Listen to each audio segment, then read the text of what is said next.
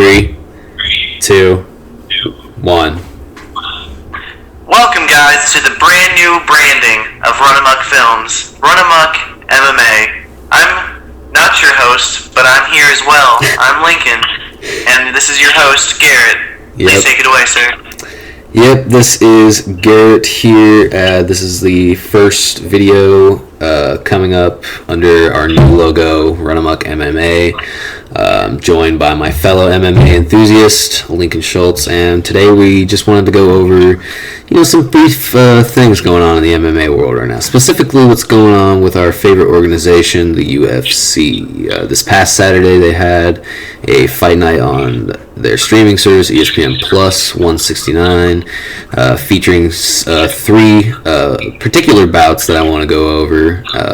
Light heavyweight bout before the co-main itself, and then the main event, which was a title fight, a title championship bout is what I meant to say.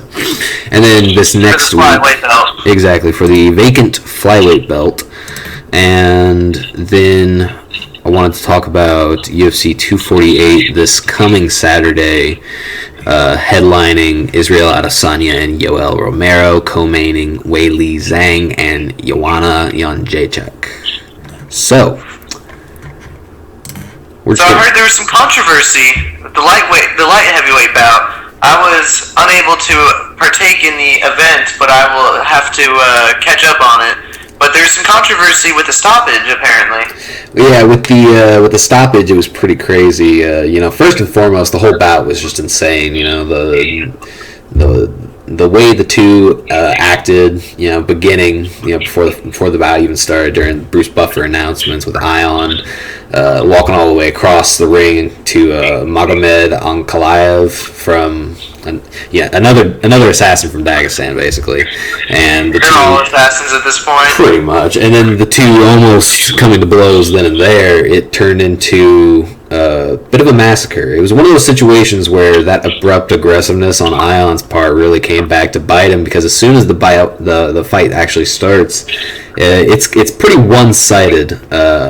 On Magomed's side, he's really piecing this guy up on the feet. I think if my memory serves me correctly, he dropped him a couple times, and it was just one of those really trash talking gone bad kind of moments. It was crazy, and I mean, it was so bad. I keep forgetting how short the fight was, being only about 38 seconds long. But we go in there, and this Ion guy is getting pieced up left and right. It looks like he's wobbly on his knees. He keeps rocking his knees pretty badly, pretty noticeably. I wouldn't say badly, but very noticeably he was wobbling his knees.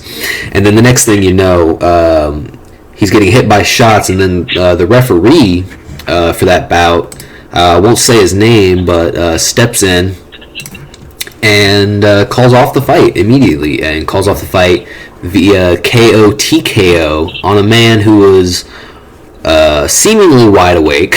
You know what I mean? And he wasn't very sleepy looking. He was. He wasn't, but he. If you go back and you look at some of the replays, and I remember looking at some of the replays when he would get hit in the face. There's a moment where his eyes drift off into the distance, and his eyes really fail to pay attention to what it is that's really going on. It's really happening. His mind was elsewhere. And I want people to understand that it's not an uncommon thing for a referee to call the fight when the fighter is still on their feet. Sometimes you get out on your feet and your mind's just not fully attached to your body, and referee stoppages have happened like that. This one, while being a bit premature, it probably doesn't change the end result. Right. I still say that the fight would have gone Magomed's route, but it does highlight, this issue that really, for that referee and for the UFC, that's going to be a tough one to really get over there, because that was just so abrupt and out of nowhere. And honestly, in most cases where in defense of the audience, it no longer in defense of the ref, but in defense of the audience, playing devil's advocate here, you're looking at in most cases, when a fighter is called out on their feet, they're still standing, but their hands are low. They're not really blocking shots, and they're not really engaging anymore. People usually, when people engage on the feet, they end up getting knocked out, falling forward, falling backward. However, they might just crumple. But this guy this was a case where somebody was supposed to be quote unquote out on their feet, but was still advancing. He was still moving forward. He may have been swinging like an absolute madman, but he was definitely swinging, trying to hit the other person. It almost seemed like he was definitely still conscious of his actions, but maybe it was that his body was showing signs of altered level of consciousness.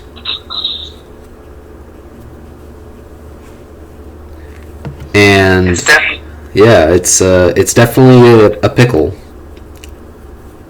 It is. It's just one of those controversial news stories. But it is very interesting to see it and to see how it came around. It's just one of those bouts that now everybody's going to remember it as the one with the weird opening and then the premature stoppage. Yep. It was it kind of reminded me of a very condensed version of Diego Sanchez versus Michel Pereira. Very, very similar. Yeah, it was just such a weird, not necessarily in content, but just in terms of level of oddness. So anything can happen, so if at some point it's not odd anymore, it's just the norm. So true. So true. That's the thing about MMA, is it literally is just anything could happen, and every day, and the more I watch it, the more I come to that realization is just how absolutely insane the sport is. That's what the craziest part about watching it live is that you're just like, literally, this could be a boring night, or it could be one of the craziest nights that I remember forever. Exactly. And you're playing that roulette wheel every single time. Exactly.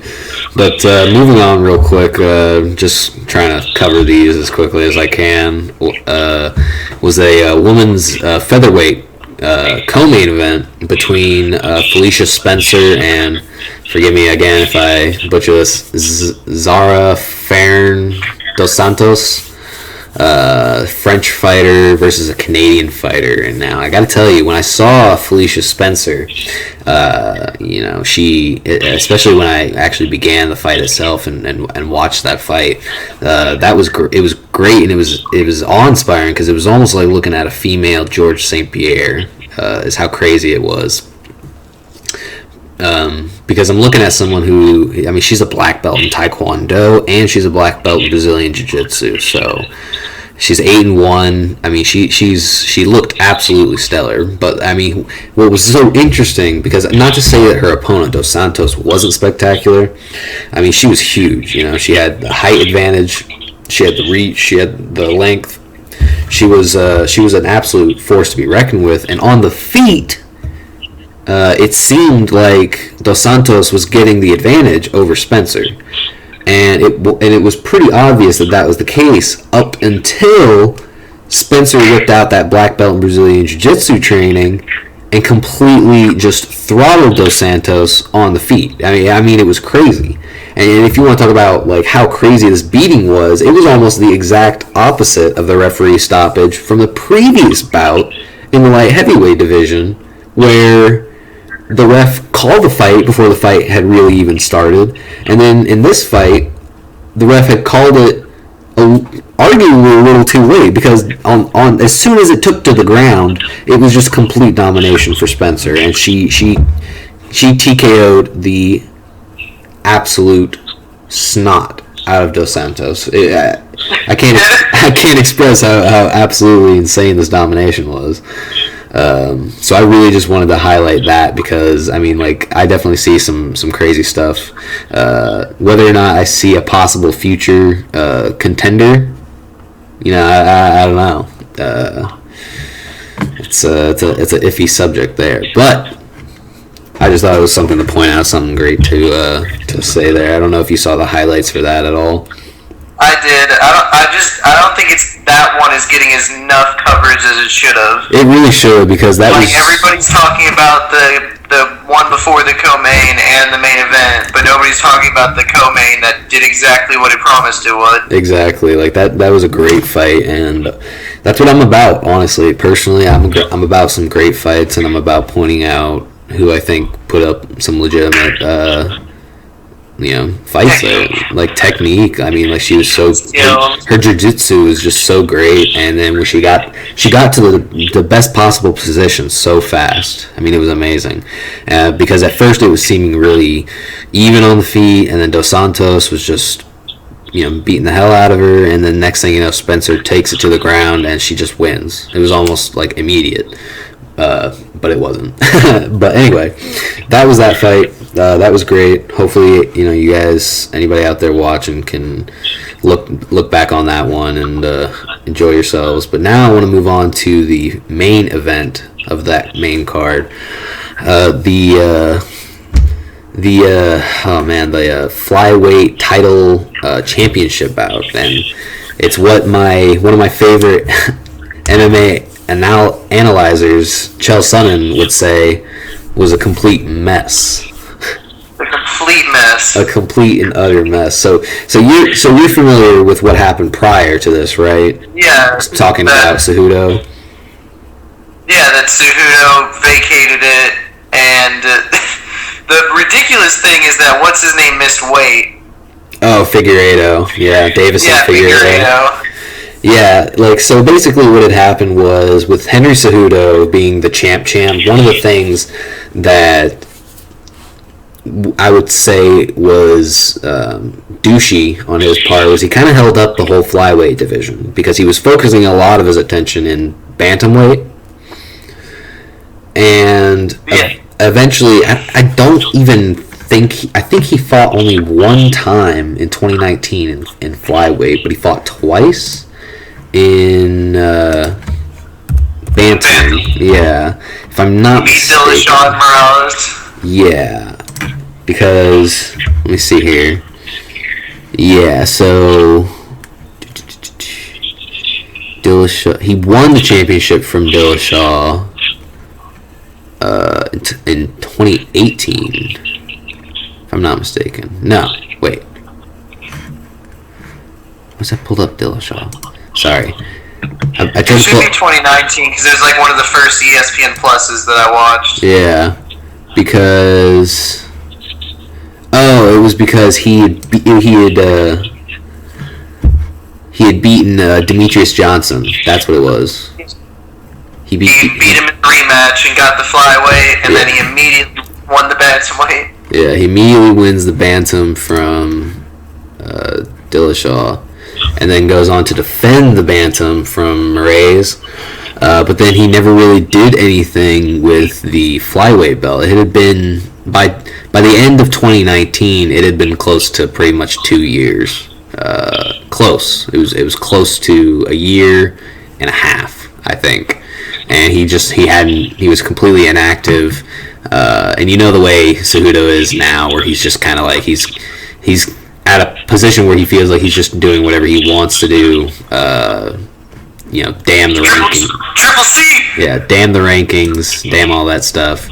And so basically what had happened was, he says he vacated the title, but the UFC says that they stripped him of the title. We stripped him, for inactivity. And I guess he just says that he abandoned it, or he relieved it, just because he wants to focus on bantamweight.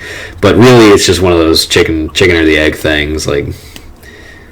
whatever, Moving on with the flyweight division, though, they basically left the title open, and it left top contender Joseph Benavidez against the number 3 ranked contender in Deiveson Figueiredo, and it basically pit them up against each other, and it was supposed to be whoever wins walks home the champion. Joseph Benavidez, Deiveson Figueiredo, I think, has been undefeated in his last 9 bouts, if I'm not mistaken. And if I'm not mistaken, there it is. I like to have that in front of me. Oh, he was on a 3-fight winning streak, or no, he was on a 2-fight winning streak. Interesting. But basically, he was ranked third. He's got a pretty interesting style. He's a pretty talented fighter in and of his own right. He rides water buffaloes, dude. Exactly, and he was going up against Joseph Benavidez. Joseph Benavidez has fought for the championship in the UFC at least twice, to my knowledge, and then once in the WEC. And he fought. Those were the days. Oh yeah, right. But he unfortunately he couldn't make it back then, and then he fought Demetrius Johnson twice, I believe, and he lost both times because it's Demetrius Johnson, and DJ's no joke. Exactly. So it makes sense, and he's been on his own streak of 2 or 3 fights, I believe, and he goes into facing Figueiredo, but then it turns out to kind of be all for naught. I mean, not necessarily all for naught in Benavidez's case, but it turns out to be one of those weird situations where Figueiredo missed weight, like you had mentioned, and he had missed weight by some would consider a marginal amount, being I think 2.5 pounds, something like that. Which, when we wrestled, was pretty much the weight allowance they would give you. Close. I mean, yeah. I mean, like, it's interesting because he misses weight, so obviously they want it to be in line as possible. Maybe if he had been over 0.5 or maybe even a pound, they would have forgiven it. But he came in over what I imagine would be a 1.5. Accession of what was allowed, and a lot of people are really wondering because of how amazingly he won the fight, if maybe that played a factor. And I'm curious what you think. Do you really think that 2.5 pounds really makes the difference? Because for some of those, keep in mind, because some of those guys, that's like 1% of their body weight. So I don't know if that puts it into a different kind of perspective or what have you. Not necessarily, because I thought my idea was always that, like, if it's for a championship fight, you should give them a few pounds allowance because they've already been through wars to get to this point. Okay. And cutting weight is hard, especially for flyweights of all people that are like 120. Yeah. So it's kind of hard to get that weight. Like, everybody we knew that was that small either, like, couldn't gain weight or it was really hard to get down there. Yeah, it's kind of one or the other. Yeah, so I always thought that if it's like under 5 pounds, it should be allowed. But I understand why they would do what they did. Right. Because he still wins in the end, but now he just has to fight again for it or something like that. Right, and it's in their contract, so it's like one of those things where you sign that you were able to do something, so it's all on them. But at the same time, the rules maybe aren't how they should be. Right. Yeah, it is kind of goofy because, I mean, I really, honestly, like, I don't know, I just imagine that they would just do an immediate rematch. Or he would go on to fight whoever is next in line.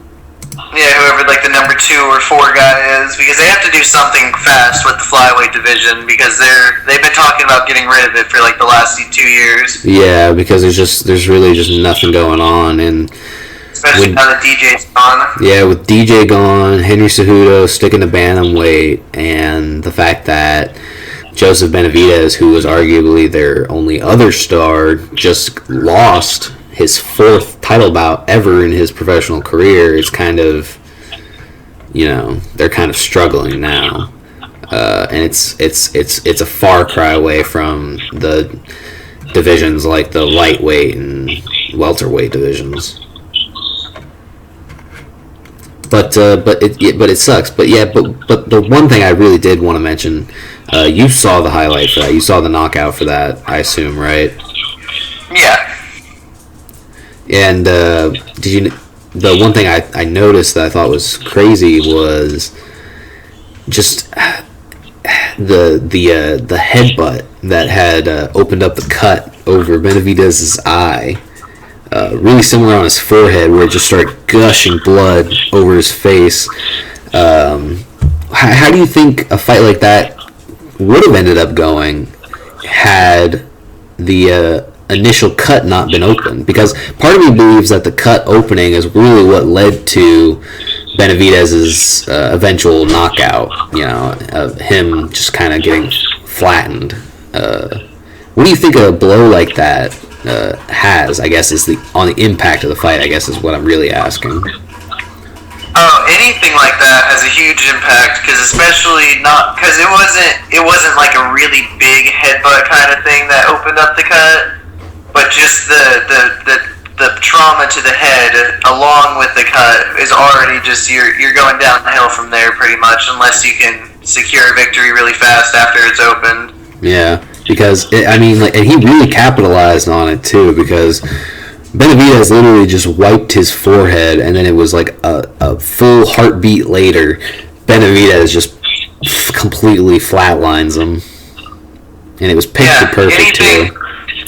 Any little break of action like that, like you've seen people who taunt other people and then immediately you get KO'd. Like anytime you wipe your face or look away for a second or look up at the time or any distraction, and you could be walking into one. Exactly. Yeah, it was truly a insane mess because now the flyweight division still doesn't have a champion. Figueiredo has to now, move on to another challenge, whether it be against Joseph Benavidez or even possibly the third contender, Formiga, Jussier Formiga, or anybody else, any of these other people, Alex Perez. If he had to fight somebody that low ranked. But basically what I'm trying to say is that if Figueiredo has to go up against anybody else or even fight Benavidez again and loses, well, now you've just got controversy out the wazoo.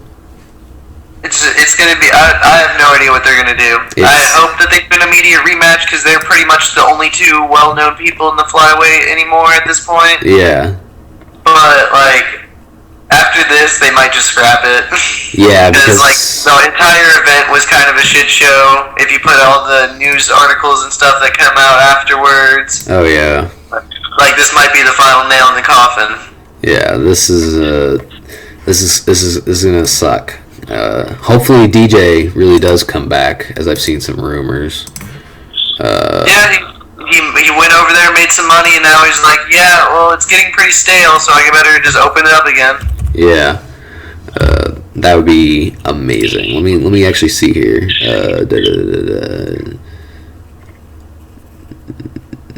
Nah, never mind. Anyway, so that's basically that bout. That was a really, it was very entertaining for sure. The whole card was very entertaining.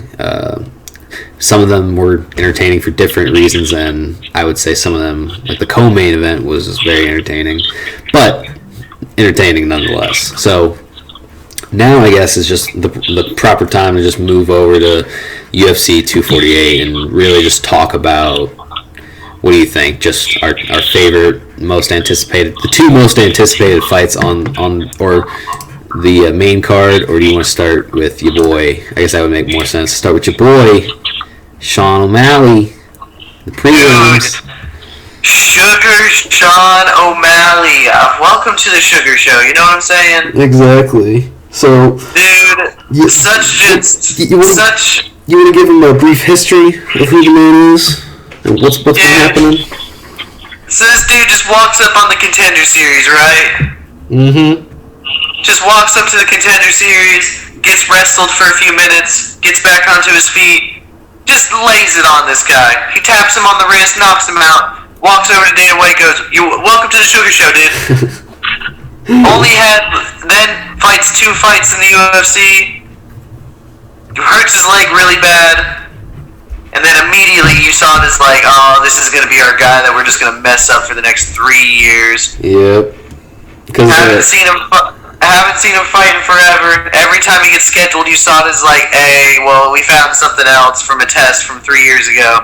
They're always just fucking him in the ass all the way. That's brutal. But he's back, baby. Yep.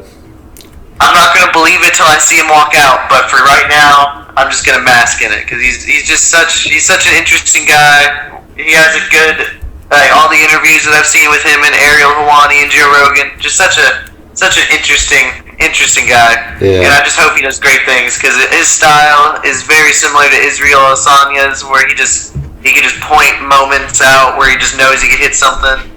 It's just he's such an interesting fighter. Now, do you remember what it was that USADA had caught him on?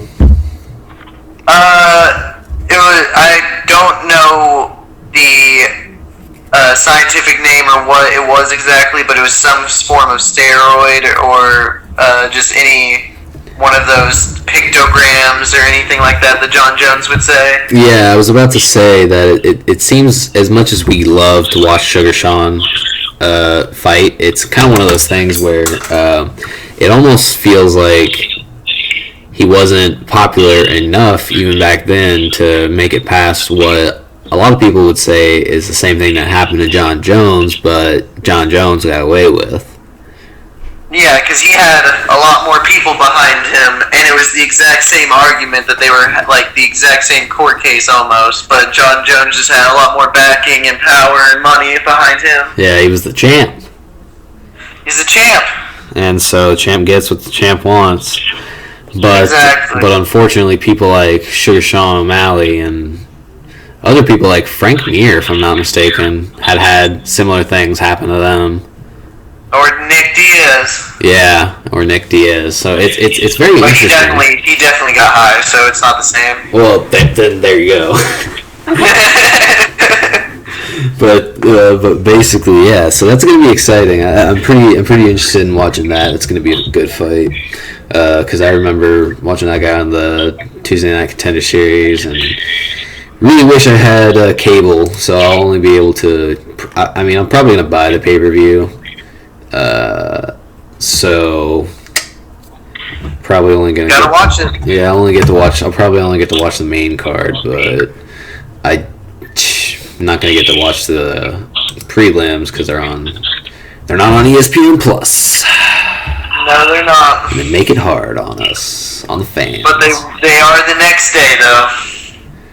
Oh, are they? March 14th? Something like that. Yes. Well, that's good. I like it when they have the prelims and then the main card on ESPN Plus for the fight nights. Oh, and Johnny Walker's going to be on that whole one. Thing. But guess what? What?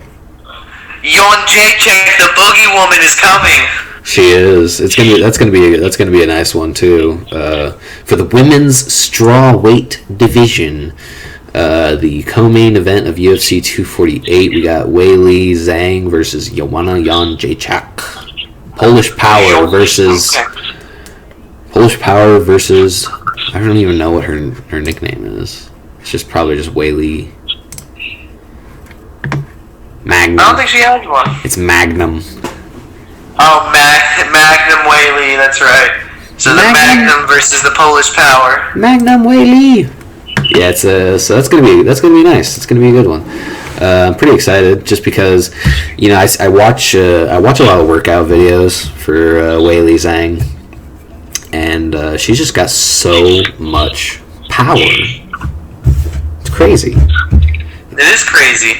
She's just so strong, and she's ready to be the champion for the next few years. Like she's got that drive, she's got that work ethic. She's just a killer. Mm-hmm. It's crazy because, what's funny? Is as powerful as she is. When you had first told me, like when she had won the championship, because this is her first title defense, right? Yeah, this is the first title defense. She beat Jessica Andrade, and you had told me, I never saw the fight, but then you had told me that Weili Zhang totally cheated. It's not that she cheated, it's that she definitely hit her in the back of the head with elbows that the ref should have said something about. She hit her with like 2 or 3 really solid elbows to like the left back quadrant of the skull. And it's like the ref says something once, and then he just lets it go. Yeah, like he said, because she. And I was like, that was bullshit. Yeah, because you told me that the reason that they do that, where they call "don't hit in the back of the head," is because you can impair the fighter's vision. Yeah, because they could live like. Have you ever got hit in the back of the head with anything? Never. You just see white. Like, it's immediate. Like, it's when, like, if you fall on your, like, when you're little and you hit your head on concrete, or like you have a helmet on or whatever. Whenever you hit the back of your head, it's like you see white. Yeah. And so, like, I can't imagine being in a fight and somebody doing something like that, and you just be looking at the ground and you can't see where you are or anything, and then you just get chased down. And then just completely destroyed.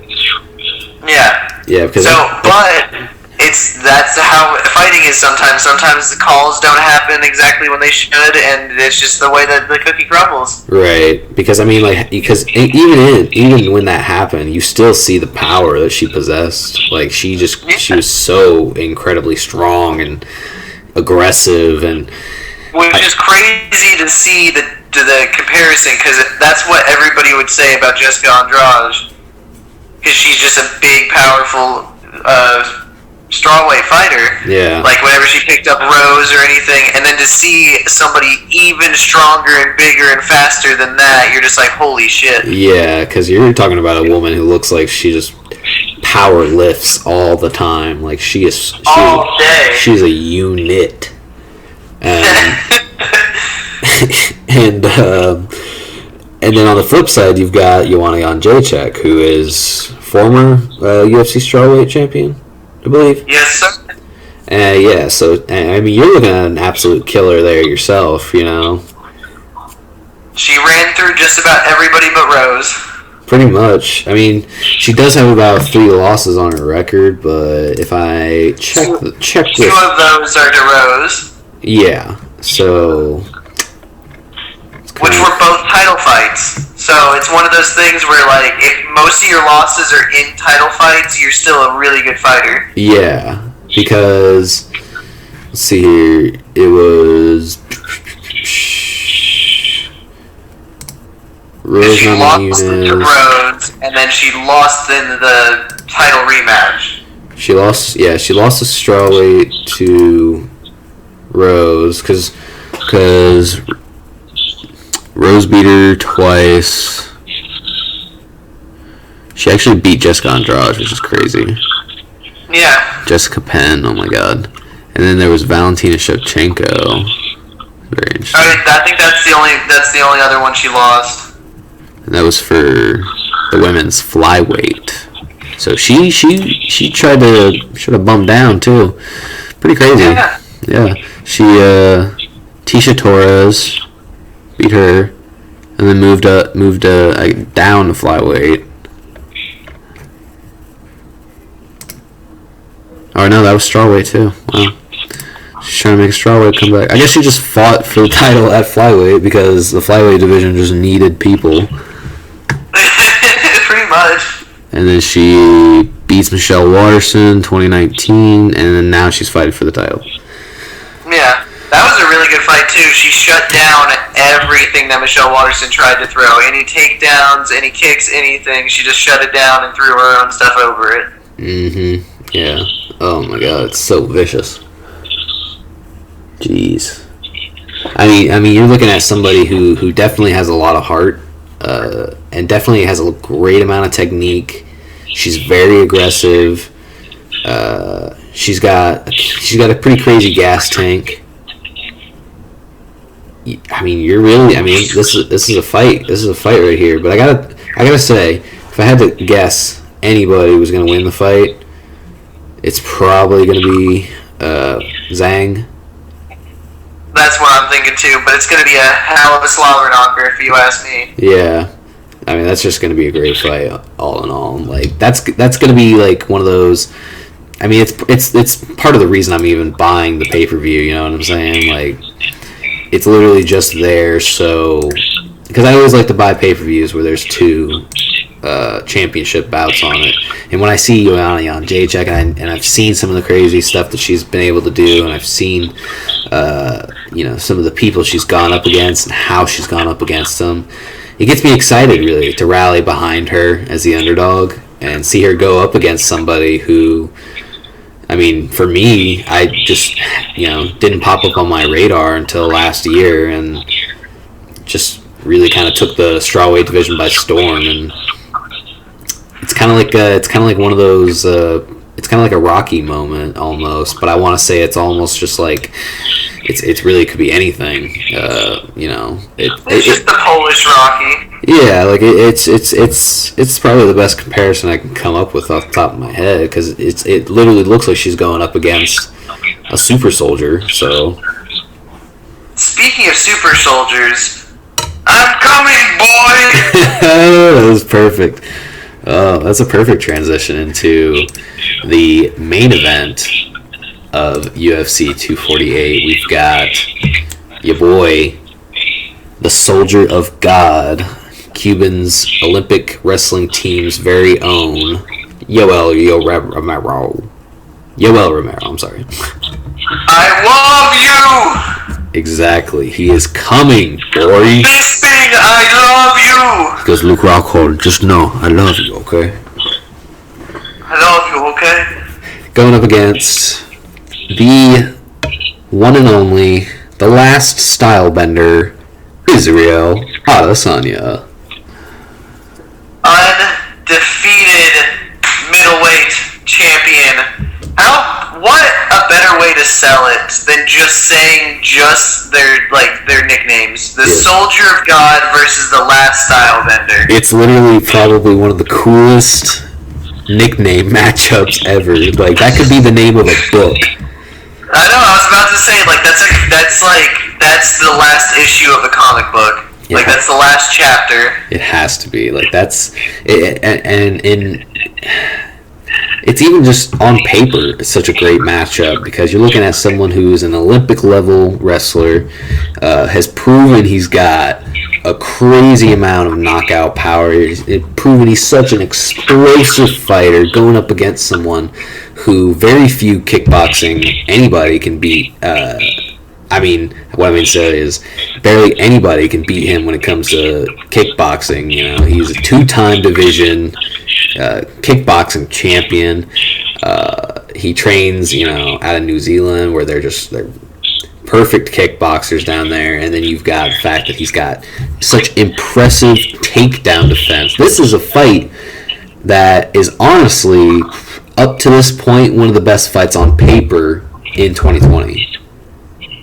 It's probably going to be one of the best ones, because if you look at every single person Yoel Romero has fought, win or lose, they got the shit kicked out of them for however long the fight went. Pretty much, yeah. Like, even if he lost. Everybody that's fought Yoel Romero said it was like punching a giant cement wall and he was made of steel. It's absolutely insane. This man is 42. He's a comic book character. He's 42. How is he still here? How is he still this athletic? It's that Cuban regiment of the training camps that they had, and just how they had to live with the people they would be wrestling. And it's just crazy. Did you ever watch that Joe Rogan podcast? With him and Yoel? Yeah, him, Yoel, and then Joey Diaz? Yeah, Joey Diaz is translating, and they keep going back and forth. It's weird because Yoel can speak some English, but whenever he can't, then Joey Diaz has to translate for him. It translates for him, but it's like Spanglish half the time. Yeah. It's very interesting. He's got a very interesting story of how he became one of the greatest Olympic wrestlers ever. I recommend checking that out, because, we really are looking at someone who has not just wrestled. Yeah, not just completely dominated people with grappling, but has also laid people out. We're talking some crazy finishes here with knockout flying knee over Chris Weidman. Just the best flying knee that's ever happened. He split that man open. I felt so bad for Weidman. You're talking about knockouts over, Luke Rockhold, not Yoel. Yoel knocked out Yoel. It's the only way it could happen. Exactly, and we've seen this guy's gas tank and how explosive he can be, especially in that absolute war he had with Paulo Costa. He's a faker. He's never actually tired. It's a thing. It's like, yeah, I think they call it rope dangling or something like that. Rope to dope. Something like that, where he just kind of lays back. Like, there are times where he'll even apparently lose rounds just to make you tire yourself out, and as soon as he sees you're tired, he explodes. He's just, because that's how they used to do it in Cuba. They would go, you're going to win by 1 point in the last, 2 seconds. Like, that's the plan. That's the plan. And then, they would let him, you're just it doesn't matter how many points he gets, you're going to get 1 or 2 more. What do you think about Adesanya coming into this fight? I think he can do it. But he's going to take a beating either way. Oh, for sure.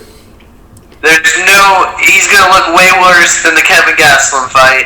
Yeah, because talk about Kevin Gastelum, but if he had bowling balls for arms. And he was just bigger. Yeah. Goodness gracious, he's just so big. He's so chiseled. It's just one of those things where it's you can see it both ways happening. Yeah. Because Izzy's just been running through people, and Yoel just runs through people even if he loses. Yeah. He ran through you the entire time. Yeah, I mean, he only fought once in 2019, or twice in 2019, I forget. I think it was just once. Yeah, he fought Paulo Costa. Yeah, so he's nice and fresh, and arguably, I think he should have won both the Robert Whittaker fights. Yeah, you think so? Whenever I've watched them back, I'm like, how did they give this to Whittaker? Yeah, it's I guess it could be just the moments of inactivity that he does sometimes, but every time they hit, Yoel definitely hit him way harder. Right. It's almost like that strategy was kind of just really working against him. But yeah, he is. Yeah. He's coming off of. He's coming off of 2 losses, really, if you think about it. He's coming off of the Robert Whittaker loss and the Paulo Costa loss. Both losses he lost via decision. And then I believe there's the other time him and Whittaker fought was also a decision. Oh yeah, there was the year before that where he lost to Whittaker. But it was almost like the only people he were losing to were the top 2 contenders. Exactly. So that's one of those where you're just Because he's beaten. You kind of count the Robert Whittaker loss as 1 because it was 2 times he fought for the title, and the same thing happened where he definitely should have won the decision, but they didn't. Exactly. I mean, he had beaten Chris Weidman in 2016, and he beat Ronaldo Souza, and he beat Lyoto Machida in 2015. He beat some top tier talent there. He went undefeated in 2014 and 2015. He went undefeated in 2013 too. So 2016. He just crushes dudes. He literally went undefeated for roughly around 4 years. I mean, he only fought a handful of times, but still, that's consistency. And then to only lose to the top 2. Exactly. Now, it's going to be one of those things where obviously MMA math is not really going to make a difference here just because Yoel lost to Robert Whittaker and Israel Adesanya dominated Robert Whittaker is not necessarily going to say Israel Adesanya is going to dominate Yoel Romero. But it's probably a likely factor that the 2 fights with Yoel Romero made it a little bit easier for Israel to take Robert out. Exactly, because there's that age-old argument of wrestler versus striker, and the wrestler's going to end up winning because as soon as they get him on the ground, they're going to dominate. Khabib versus Conor? Exactly. It's kind of this age-old proverb of the wrestler will always beat the striker. But then we've seen other times like Jorge versus Askren. Yes. It really just depends. Yeah. Because Yoel doesn't usually use his wrestling as much as he should. Right. It's as soon as he went pro, he started using his hands a lot. And he's great with it. Yeah. But at the same time, if he did just, the Lyoto Machida fight is the perfect example. They kickboxed for 2 or 3 rounds, and then the second Yoel got Lyoto on the ground, he knocked him way out with elbows. those in ground and pound. Yeah, so it's going to be interesting because... It's like if he just skipped to the striking and went straight to the wrestling, he would be Khabibing everybody. But he doesn't want to do that. He wants to have a kickboxing fight with you. Right. I mean, the main thing Izzy's going to have to watch out for is hopefully his takedown defense can hold up. You know, it's held up against, some big wrestling names. I mean, you got Kevin Gastelum, and then you got something in my mouth. Jeez. Robert Whittaker, Anderson Silva, Brazilian Jiu-Jitsu specialist. I mean, obviously they just, pieced it up, but, Derek Brunson. I mean, he's fought in guys. This is probably the most intense skilled grappler he's ever fought against. But it makes me wonder if his takedown defense is really going to be able to hold up to that if Yoel decides to really implement that. I think it'll be the toughest wrestler he's ever fought. But if you remember, whenever he fought Derek Bronson went for a takedown and he just checked him with a knee right to the jaw and immediately changed the complexion of what was happening. Exactly. So it could be possible that he catches him on the way down. That is true. That is very possible. What about on the feet? I feel like the only thing Izzy has to worry about is... You just gotta keep range. Exactly. I fear the explosive nature we've witnessed in Yoel Romero. The mythical third round Romero or the final round Romeros. If he manages to just surprise Izzy and catch him, I mean, that's a lot of power going into those hooks and those shots. I totally believe that at any point Yoel can catch him. Yeah. But Izzy's gotta be counting on that at the same time because he's always one step ahead and he's always training for that exact moment where everybody doubts him and thinks that you're gonna catch me here, and then he plans to catch you where you thought you were gonna catch him. Exactly, and as long as he keeps his head movement on point, he moves around like Spider-Man. So hopefully that really comes in handy when he goes up against someone like the Rhino. So. That was so clever, bud. Thanks. Appreciate it. We're really working on that one, I could tell. I mean, it just came to me because, that's what I see when I look at these guys. When I see Izzy dodging these shots, it's like he's literally got a spider sense going on, and he kind of does. It's like he's just automatically aware of the danger and then gets out. And then with Romero, he can just plow through dudes. He can just really knock someone over. So it's going to be an interesting fight. I can't wait for that to happen, and hopefully we'll get to cover the events, the aftermath next week. Do you have anything else that you'd want to go ahead and cover here on the show? Not that I can think of, other than I'm super, super excited for Sean O'Malley, Israel, Yoel, Jedrzejczyk, and Weili Zhang. Exactly. So that's going to be great. It's just going to be a great card. Yep. So thank you guys again for checking out the show, and we will see you guys next week. Peace.